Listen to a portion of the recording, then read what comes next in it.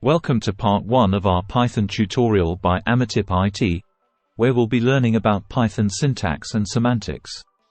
Python is a high-level programming language that emphasizes code readability and simplicity.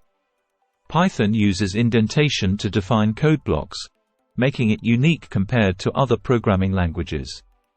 One of the key features of Python is its versatility, allowing you to develop a wide range of applications.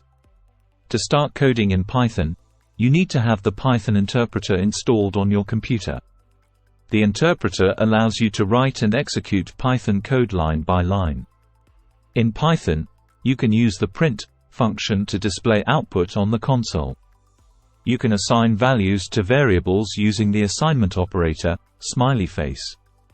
Python variables are dynamic and don't require any type declarations. Python supports different data types, including integers, floating point numbers, strings, and booleans. You can perform mathematical operations in Python using arithmetic operators like plus, asterisk, and. Python also provides built-in functions for more complex operations, such as calculating the square root.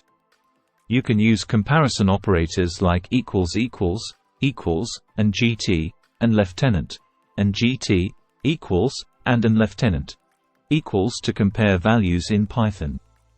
Logical operators like and, or, and not are used to combine and manipulate Boolean values.